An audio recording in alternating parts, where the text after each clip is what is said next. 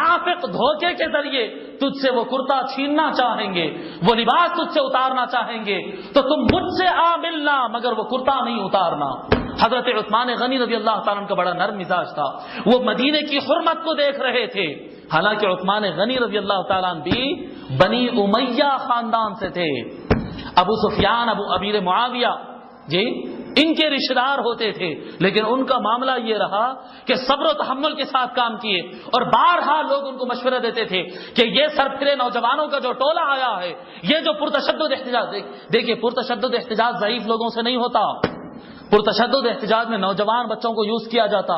جو جسم کے اعتبار سے مضبوط اور عقل کے اعتبار سے کچے ہوتے ہیں، ان سے کھیل لیا جاتا، یہ سیاست ہوتی ہے۔ تو پرتشدد نوجوان جو پرجوش احتجاجات کر رہے تھے، عثمان غنی رضی اللہ عنہ سے بارہا کئی صحابہ نے کہا کہ عثمان اجازت ہو تو لشکر کو تیار کر کے ان کے سر کچل دیں گے، یہ ملت اسلامیہ کو بگاڑنے کے لیے آئے ہیں۔ حضرت علی رضی اللہ تعالیٰ عنہ عثمان غنی رضی اللہ عنہ کی تائید میں تھے، بارہا ان کے خلاف انہوں نے بیان دیا کہ یہ تمہارا تشدد اور یہ تمہارا میری تائید کے نعرے لگانا یہ فتنے پر مبنی ہے، یہ نفاق ہے، اور میں خود اپنے ہاتھ سے عثمان غنی کے ہاتھ پر بیعت کیا ہوں، اگر تم مجھ سے محبت کرتے ہو تو پیچھے ہٹ جاؤ، یہ احتجاج بند کرو۔ لیکن وہ اطاعت نہیں کرتے، کیونکہ ان کے لیڈروں کے نظروں کے سامنے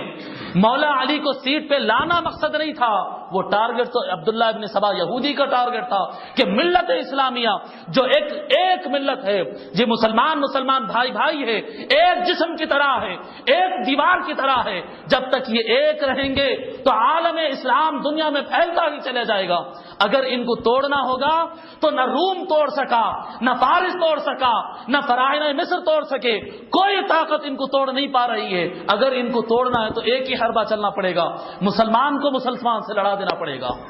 یہ سازش ابن سبا کا تھا، اور یہ سازش میں وہ کامیاب ہوتا چلا گیا۔ حضرت عثمان غنی رضی اللہ عنہ سے جب یہ بات کہی گئی کہ لشکر کو لے کے ان کے سر کو چل دیں گے، بہت اچھل رہے ہیں یہ نوجوان، ان کے سر کو بھی کرے تو ان کو اپنی اوقات یاد آ جاتی ہے۔ حضرت عثمان غنی رضی اللہ تعالیٰ ایک ہی بات کہتے تھے کہ نہیں، کوئی تلوار نہیں اٹھے گی، کسی کا قتل نہیں کیا جائے گا، کسی کو مارا نہیں جائے گا۔ کیوں؟ کیونکہ یہ سرزمین مدینہ ہے، یہ سرزمین مدینہ ہے، مدینہ کی حرمت کا مجھے اتنا خیال ہے کہ کسی کا خون نہیں ٹپکاؤں گا، یہاں پر کسی کا خون نہیں ٹپکے گا۔ اور احتجاج ہوتے ہوتے عالم یہ ہوا کہ حضرت عثمان غنی رضی اللہ تعالیٰ کے گھر کو گھیر لیا گیا، گھر کا گھیراؤ ہو گیا، اور اتنا سخت ہو گیا احتجاج، اور حالات اتنے بے قابو ہو گئے کہ کئی دن گزر گئے اور حضرت عثمان غنی رضی اللہ تعالیٰ کے گھر تک، ان کے مکان تک کھانا پانی بھی نہیں پہنچایا جا سکا۔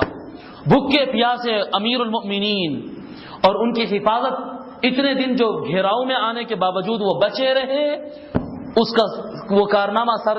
حضرت مولا کائنات علی مرتضیٰ کے سر جاتا ہے۔ حضرت مولا علی نے سامنے کے دروازے پر امام حسن رضی اللہ تعالیٰ عنہ، سیدنا حسن رضی اللہ تعالیٰ عنہ کو، اور پیچھے کے دروازے پہ سیدنا امام حسین رضی اللہ تعالیٰ عنہ کو مقرر کر رکھا تھا، اور کہا تھا کہ شورش پسندوں کو امیر المؤمنین عثمان غنی رضی اللہ عنہ کے گھر میں داخل ہونے کی اجازت نہیں دینا، روک کے رکھنا۔ وہ ہتھیار لے کر دروازے پر گارڈ بن کر ٹھہرے ہوئے رہتے تھے، باڈی گارڈ بن کر ان کے دروازے کو، ان کے گھر کی سیکورٹی کا کام کر رہے تھے۔ اور حضرت مولا علی کبھی یہ دروازے پر جاتے، کبھی یہ دروازے پر جاتے۔ اچانک ایک مرتبہ ایسا ہوتا کہ کچھ موقع ملتا اور کچھ یہ شورش پسندوں میں سے کچھ لوگ چھت پر چڑھتے اور چھت کے اوپر سے کود کر گھر کے اندر آ جاتے، اور ہوتا یوں کہ حضرت عثمان غنی رضی اللہ تعالیٰ عنہ قرآن پڑھتے رہتے، اور یہ حضور صلی اللہ علیہ وسلم کا فرمان تھا کہ حضور صلی اللہ علیہ وسلم نے ارشاد فرمایا تھا کہ عثمان، لوگ تم کو عن قریب شہید کر دیں گے۔ حضور صلی اللہ علیہ وسلم فرمائے کہ عثمان، لوگ عن قریب تجھے قتل کر دیں گے، تجھے شہید کر دیں گے، اور جس وقت تو شہید ہوگا اس وقت تو سورہ بقرہ پڑھ رہا ہوگا، سورہ بقرہ پڑھ رہا ہوگا۔ دیکھیے اب لوگ تنازع کرتے، حضور کو آگے کی معلوم تھی، پیچھے کی معلوم تھی، ایک ایک بات باریکی کے ساتھ، جزئی کلی ہر بات آقا صلی اللہ علیہ وسلم بتلا دیے۔ اور حضرت عثمان غنی رضی اللہ تعالیٰ جس وقت وہ لوگ کود کر آئے، حضرت عثمان غنی رضی اللہ تعالیٰ قرآن پڑھ رہے تھے، سورہ بقرہ کھلا ہوا تھا، اور سورہ بقرہ میں آخری صفحہ، پہلے پارے کا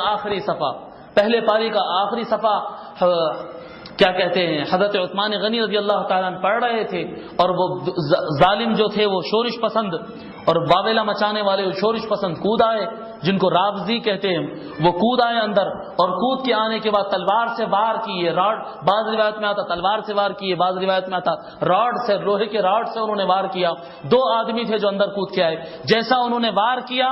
تو حضرت عثمان غنی رضی اللہ تعالی عنہ کی اہلیہ محترمہ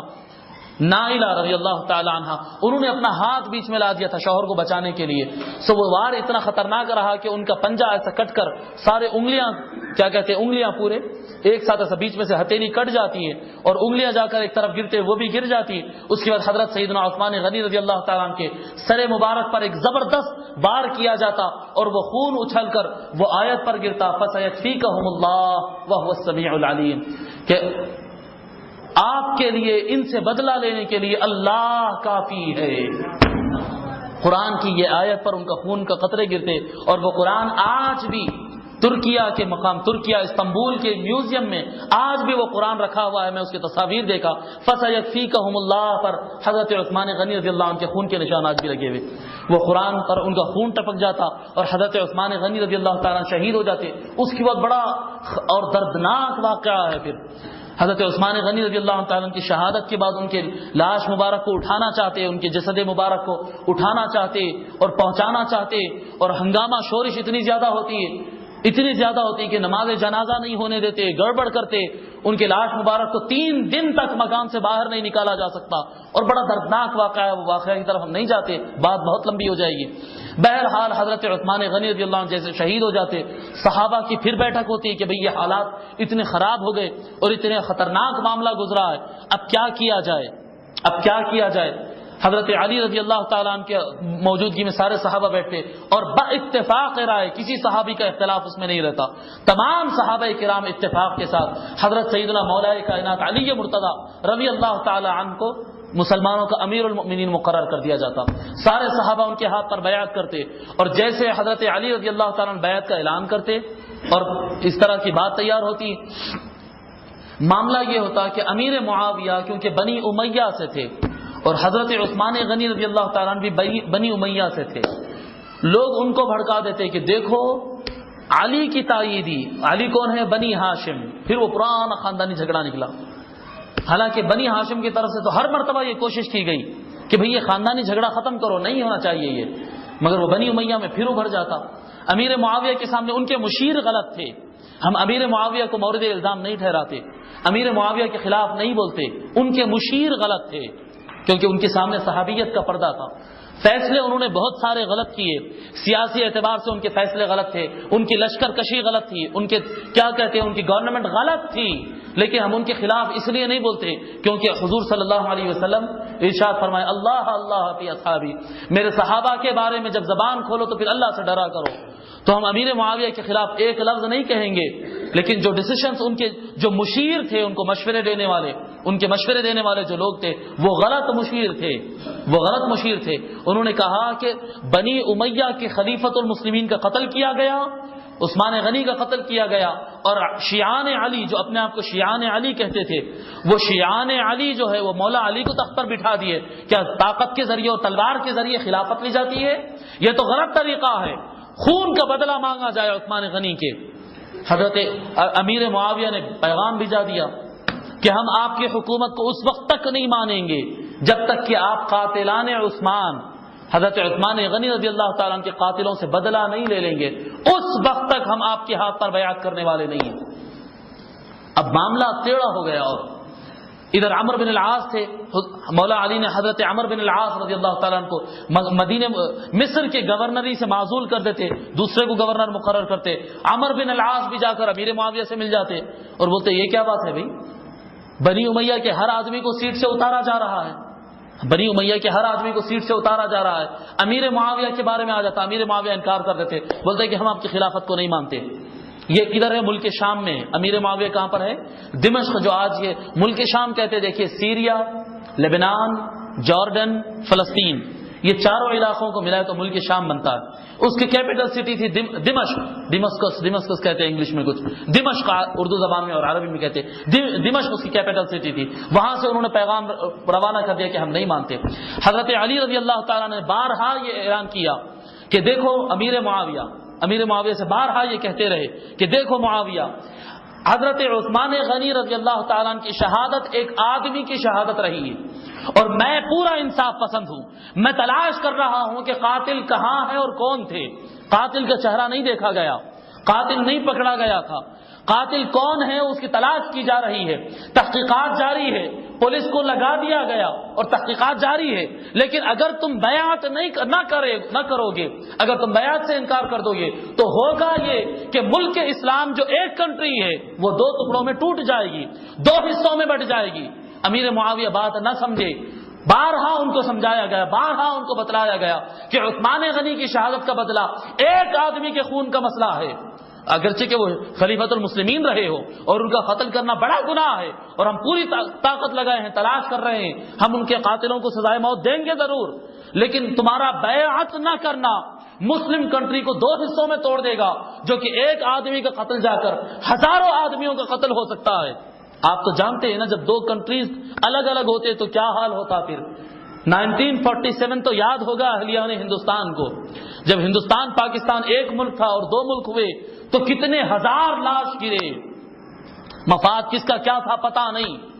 مفاد کس کا کیا تھا پتہ نہیں، لیکن جب کوئی بھی دنیا میں کوئی ایک کنٹری ہوتی ہے تو دو ٹکڑے بلا وجہ نہیں ہوتی ہے، ہزاروں لاش وہاں پر گرتے ہیں۔ مولا علی نے بارہا کہا کہ امیر معاویہ تم ایسی حرکت نہ کرو، ایسی حرکت نہ کرو۔ آخر میں بیزار آ کر پھر ایک لیٹر ان کے نام پر لکھتے کہ امیر معاویہ میں تم کو گورنری کے عہدے سے معزول کرتا ہوں، سسپینڈ کرتا ہوں تم کو گورنری کے عہدے سے۔ حضرت امیر معاویہ کہتے کہ نہیں، میں مانتا ہی نہیں، جب ہم تم کو امیر نہیں مانتے تو تمہارا لیٹر کیسا مانیں گے، تمہارا آرڈر کیسا مانیں گے، میں سیٹ سے نہیں اترنے والا۔ نئے گورنر کو بھیجاتے، ان کو ریجیکٹ کر دیا جاتا، واپس بھیجا دیا جاتا، اور امیر معاویہ کو اس لیے ان کی گورنری سے طاقت کے ذریعے نہیں اتارا جا سکتا،